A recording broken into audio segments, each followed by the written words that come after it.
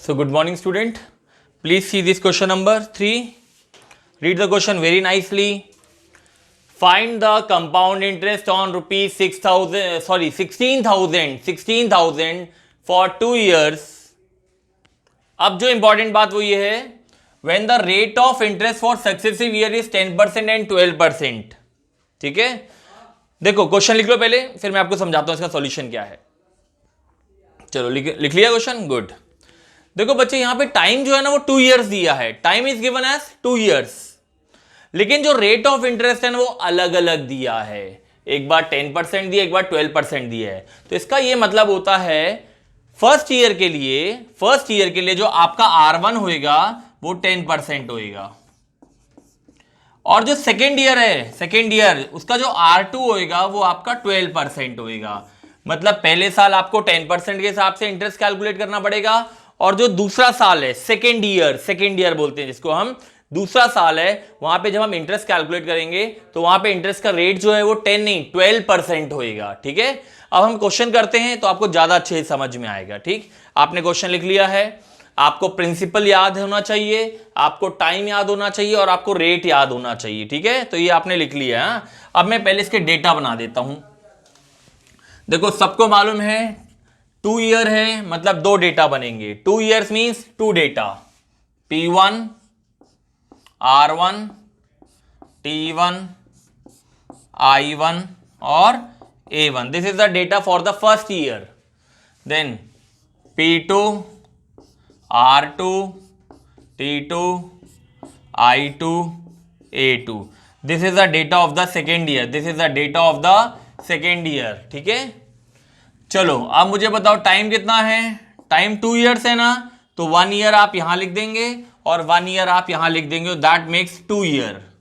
ठीक, चलो रेट क्या है, क्वेश्चन में आपने पढ़ा था रेट, 2 रेट दिए थे, 10% और 12%. 10% will be for first year and 12% will be for second year. 10% and 12%. Got it. And principal कितना दिया था, 16,000. ठीक, चलो अब I1 कैलकुलेट करते हैं. I1 का फॉर्मूला था P1 into R1 into T1 upon 100. थोड़ा मैं कैलकुलेट कर लेता हूं पहले. 16,000 इंटू 10 इंटू 1 अपॉन 100. कैंसिल. क्या आंसर आ गया, 1600. ये है I1. जल्दी से कैलकुलेट कर लो, मैं मिटाने वाला हूं. सभी बच्चों का I1 1600 आना चाहिए. सभी बच्चों का I1 जो है 1600 रुपीज आना चाहिए. आ गया. चलो ये मैं मिटा रहा हूं, आपने कैलकुलेट कर लिया, लिख लिया. इसको लिख लो. तो आपका I1 आ गया 1600 रुपीज. I1 के बाद हमेशा निकालते हैं A1, और A1 का फॉर्मूला होता है P1 plus I1. What is P1? 16,000. What is I1? 1600. Add कर दो जल्दी से. 16,000 प्लस 1600 को ऐड कर दीजिए. You will get 17,600. 17,600. ये आपका A1 आ गया. और सभी बच्चों को मालूम होना चाहिए ये A1 आगे जाके P2 बनता है. सभी पिछले लेक्चर में मैंने आपको बहुत अच्छे से पढ़ाया था. अगर आपने लेक्चर 1 लेक्चर 2 देखा है तो आपको ये लेक्चर भी अच्छे समझ में आएगा. ये जो A1 है, this A1 will become P2. 17,600.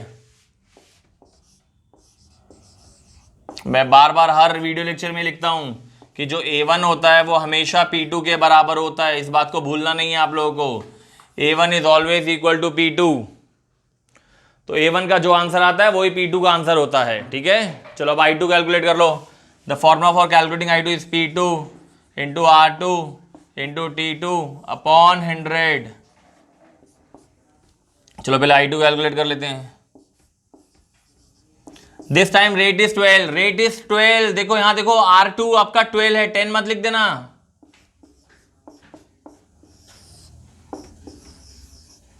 दो जीरो से 2 जीरो कट जाएंगे. चलो फटाफट सारे बच्चे, सभी बच्चे जल्दी से 176 को 12 से मल्टीप्लाई करिए. जल्दी करिए. 176 को 12 से मल्टीप्लाई करिए, करो जल्दी मल्टीप्लाई 176 को 12 से, तो you will get 2118, you will get 2112 आएगा, मल्टीप्लाई करने से 2112 आएगा भाई। लो ये आपका I2 आ गया, क्या आ गया I2, जल्दी से लिख लो, मैं मिटाने वाला हूं क्योंकि अभी मुझे A2 निकालना है।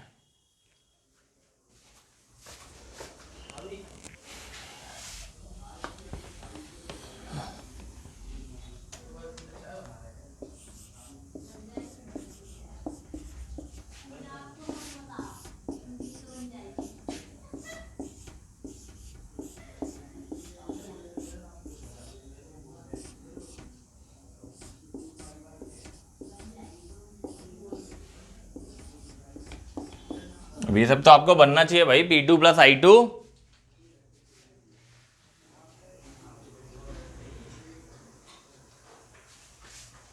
तो आपका आंसर आ जाएगा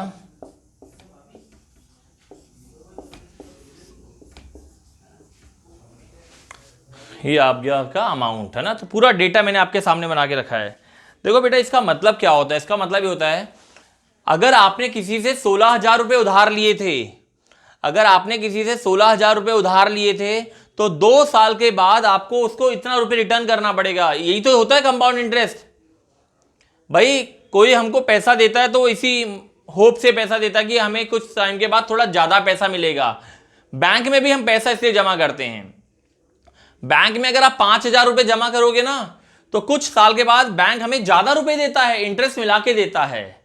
ठीक है, तो ये भी कंपाउंड इंटरेस्ट है। अगर आपने किसी से 16,000 रुपये उधार लिए हैं तो after some times, after 2 year you have to give 19,712 rupees to that person. ठीक है, चलो अब हम देखते हैं कंपाउंड इंटरेस्ट कितना है। कंपाउंड इंटरेस्ट तो ये मैं मिटा रहा हूं। देखो मैं अभी आपको तो बनना चाहिए, I1 और I2 को ऐड कर दो, बस I1 और I2 को ऐड कर दो, you will get the compound interest.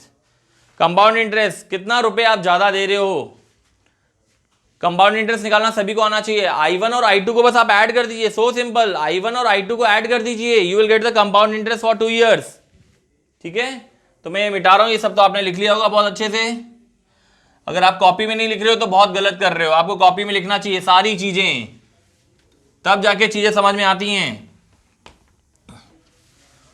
So compound interest for 2 years, 2 साल का ब्याज कितना हो जाएगा, compound interest for first year plus compound interest for second year, ये हमारा CI1 होता है।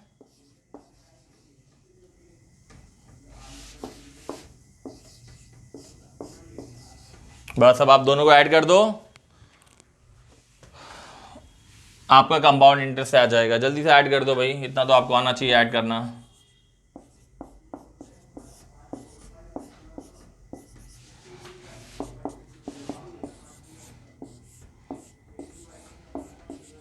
ठीक है, थैंक यू बच्चे, all the best to all of you, please keep on rocking and rising.